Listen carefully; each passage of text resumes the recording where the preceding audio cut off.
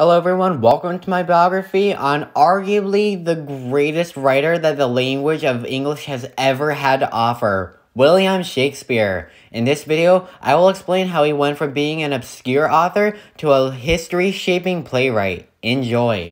On this day, April 26, 458 years ago in 1564, William Shakespeare was born in the village of Stratford-upon-Avon at this home, which you can still tour today. His parents were John Shakespeare, a businessman and glove maker, and Mary Shakespeare, who we know next to nothing about. Possibly the same day, Shakespeare was baptized in the Holy Trinity Church. Remember this church to the end of the video, it'll come back.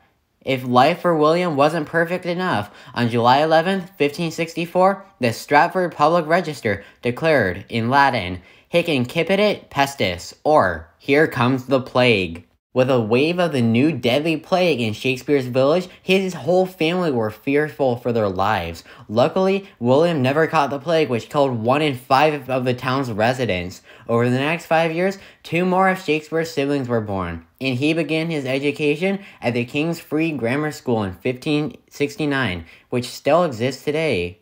Around 1575, at the age of 11, Shakespeare saw 2 more siblings be born, and his family sunk into hard financial times, causing Shakespeare's education to become flawed.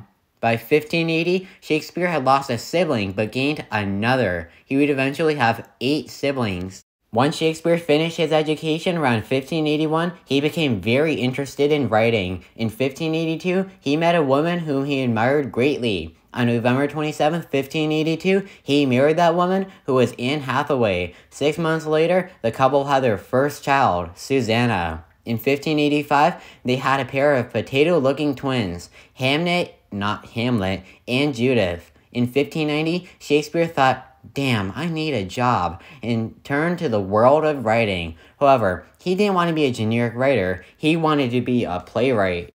From 1590 to 1596, Shakespeare wrote his very first work, Richard III. It described the eponymous king as an ugly, cruel monarch, which he likely wasn't. The next year, he began work on Henry V.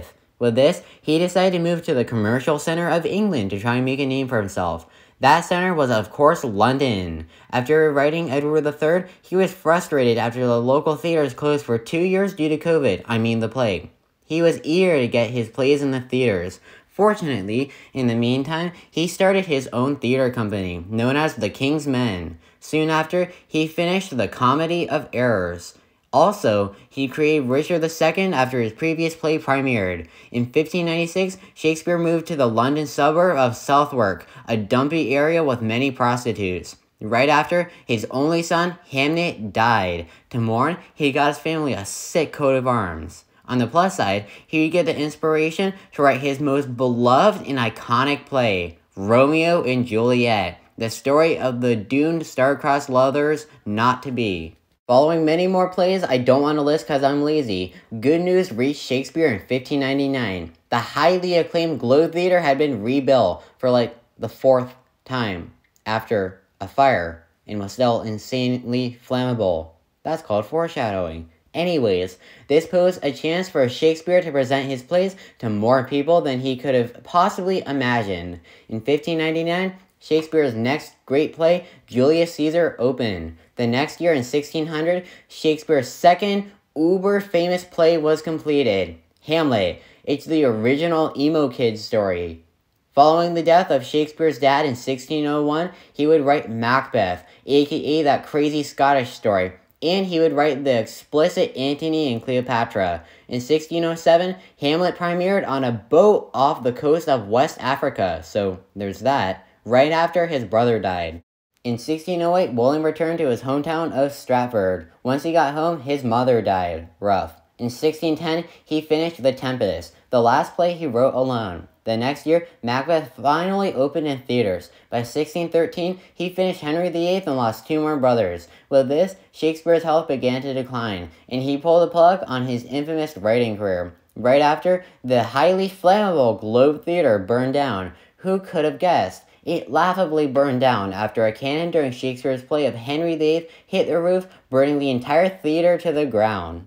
On this day, or maybe April 23rd, 406 years ago in 1616, after a possible heavy, and I mean heavy night of drinking with friends. Shakespeare died at his home, possibly on his birthday. He was only 52. He was buried at the same church he was baptized at, Holy Trinity Church. Remember from the start of the video?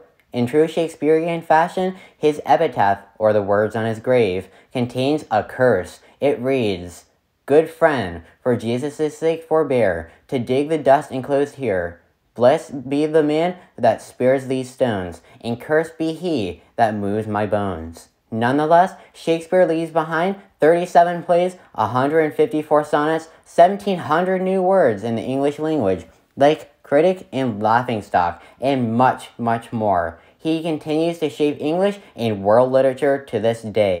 And with that was my biography on William Shakespeare. I think that you have enjoyed this video. My next video will be a top 10 video on the top 10 most influential Jewish people in history. It will come out on May 1st, just in time for Jewish History Month. Thanks for watching.